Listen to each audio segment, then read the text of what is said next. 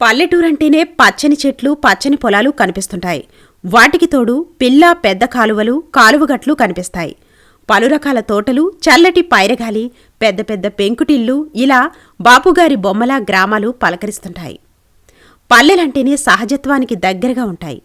మనుషుల మధ్య బంధాలు అలాగే ఉంటాయి. సాయం చేయడంలోనూ ఒకరంటే ఒకరు పోటీపడుతూ ముందుకొస్తుంటారు. బంగారం పండించే రైతులకు పల్లెలే అడ్డా.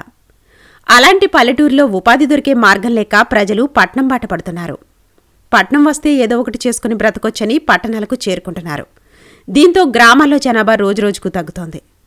తాజాగా కేంద్ర వైద్యారోగ్య శాఖ వెల్లడించిన వివరాలను ఒకసారి పరిశీలిస్తే మరింత ఆందోళన కలిగిస్తున్నాయి. పల్లెల భవిష్యత్ ప్రశ్నార్థకంగా మారింది. గ్రామాల్లోని ప్రజలు కొందరు ఉపాధి నిమిత్తం పట్టణాల బాట పడుతుండగా, మరికొందరు తమ పిల్లల చదువుల కోసం అంటూ వలస వెళ్తున్నారు. ఆ సంఖ్య ఒకప్పుడు వందల్లో ఉంటే ఇప్పుడు లక్షలకు చేరుకుంది. గ్రామాల్లో ఉండలేక వీడుతున్నారు. ఈ క్రమంలో కేంద్ర వైద్యారోగ్య శాఖ హెల్త్ డైనమిక్స్ ఆఫ్ ఇండియా 2022-23ని వెల్లడించింది. ఈ నివేదిక ప్రకారం 2011 నుంచి 23 మధ్య తెలంగాణ రాష్ట్రంలో గ్రామీణ జనాభా 7.84% తగ్గింది. పట్టణ జనాభా 34.05% పెరిగిందని వెల్లడించింది. 2023 జూలై 1 నాటికి రాష్ట్ర జనాభా 3,81,35,000కు చేరిందని పేర్కొంది.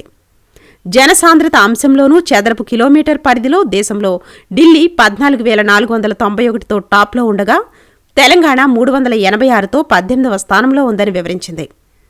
అదే పట్టణాలకు వచ్చేసరికి 4,885, గ్రామాలలో 210 ఉందని పేర్కొంది.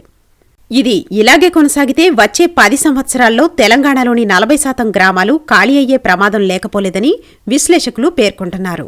ఈ ప్రమాదాన్ని అరికట్టే దిశగా ప్రభుత్వం దృష్టి కేంద్రీకరించాలని పలువురు సామాజికవాదులు కోరుతున్నారు. ప్రభాత సూర్యుడు జాతీయ తెలుగు దినపత్రిక. ప్రతి అక్షరం నిజం వైపు.